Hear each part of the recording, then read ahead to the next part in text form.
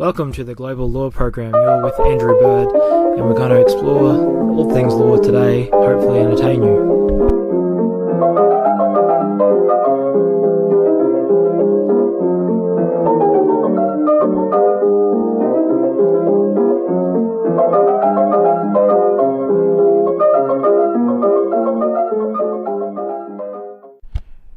The information broadcast on this program has been provided free for the benefit of the public. It does not act as advice to any individual or other entity. If you require advice relating to your situation, go visit your professional advisor. The broadcaster and any third-party advertising on this program expressly disclaim all liability for loss or damage arising from your use or reliance on the information broadcast at any time on this program. Today on the program we're going to review the Criminal Code Act 1899. This act was put together by Sir Samuel Griffiths, the first Chief Justice of the High Court of Australia, and he was heavily involved with drafting the Constitution and for the codification movement. So the code worded as such to put all the criminal laws together in one document so that it would be easier for the state to prosecute for offences and for the citizens to know what their models of behaviour. What's important about the criminal code to understand is that Schedule 1 has all the offences. The start of the act, which normally has the important information, is more of an introduction. It provides that the code is in Schedule 1. So we might just go through a couple of key points from the act. From the age of 10 years, a person is liable to punishment for certain acts or omissions, including attempts to do an act. Punishment is also for persons who aid, counsel, or procure another to do certain acts or omissions. Ignorance of the law is generally no excuse. Accidents and unforeseen events, however, are generally an excuse. Intoxication may be taken into account, but is not an excuse. So you look at the code there. So what people don't understand is even attempts to do something, if you're not successful, you can still be prosecuted for an offence as an attempt to commission an offence. There's also, there are excuses. Ignorance is no excuse, and intoxication can be taken into account. It's not an excuse. You just generally, I always take the view that if you, do things that you feel morally right in life, you'll find that you won't ever, breach the criminal law and be prosecuted for it. If you're ever unsure about the law for, doing something, you might want to, check with your professional advisor or even review the law yourself. And if you think that you're going to hurt somebody in any kind of way, well, maybe it could potentially be criminal action. So you definitely look to achieve an outcome in your life a different way or not do it at all. Just highlighting some more relevant provisions from the Criminal Code. Section 280, Schedule 1. A parent is entitled to discipline their child. So you may do that, but I guess the modern shift these days is to do it in a way that's socially acceptable to the current times. Another provision, persons in charge of children or the elderly are to provide the necessaries of life. Children under 12 are not to be left unattended. Some provisions relating to more common things in life. A person may only marry one other person. Then these things all look, seem to be general knowledge, but it's good to have it worded somewhere. The provision I'd like highlighted is dishonesty and dealings can amount to fraud. You might want to look at sections 408C, 427A and 430 of the code. Basically, this is one that people tend to overlook in their life. There's business, Commonwealth provisions on consumer and competition law, which may prohibit some of these things, but in general, you've got to be honest in your dealings with people. Doing anything to attain something cheap or even for free through dishonesty can amount to a criminal offence, so be aware of that.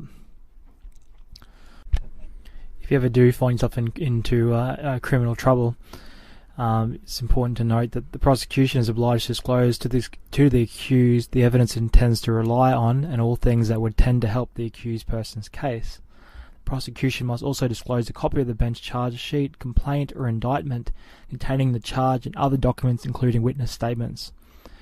An accused is to provide advance notice of expert evidence. So there's a lot of procedural things, and generally, you should know the case against you before you're taken to court.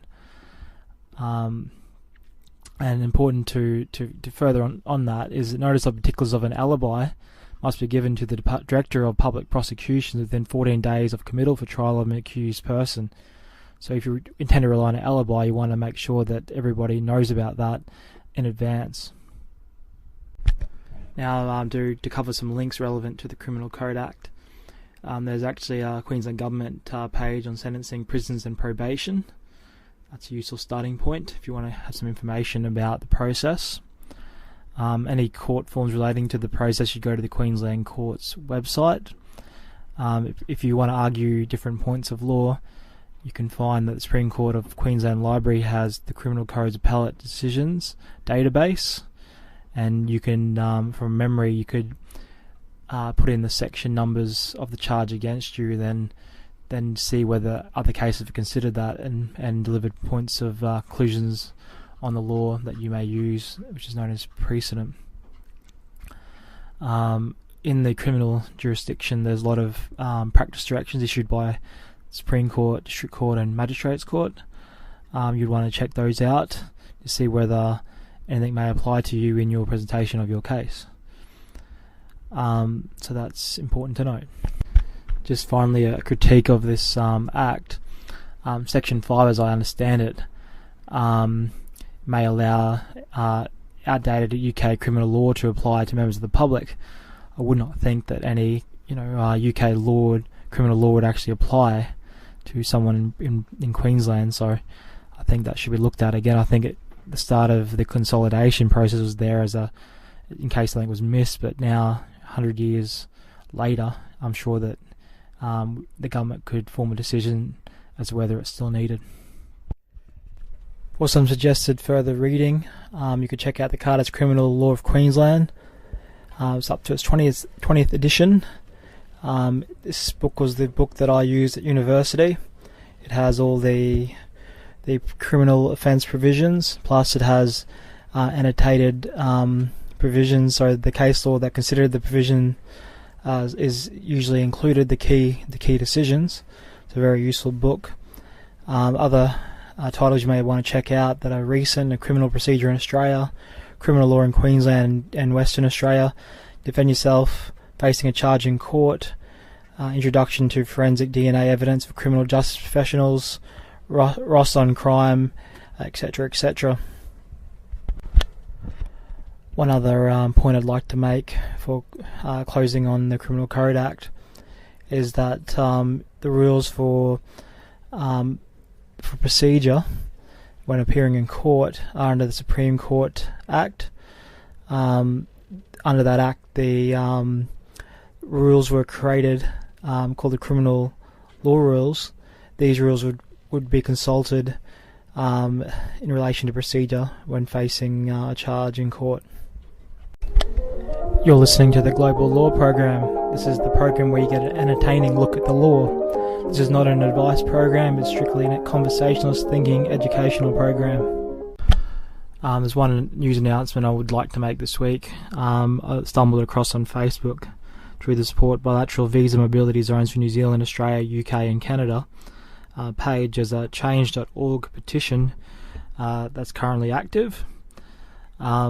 It's proposed in that petition that the four governments just mentioned, that they finalise agreements and inevitably legislation which makes it possible for citizens to move freely with no restrictions regarding work permits or visa controls. So I just signed that, but it could be something you'd consider. I think that those countries would benefit, as it says even in the petition here, through economic connections, political relationships and cultural and historical traditions, and trade and investment, military and diplomatic relations for the future would all be positive things to flow from these arrangements being finalised. So if you believe in it, you may want to consider signing that petition online.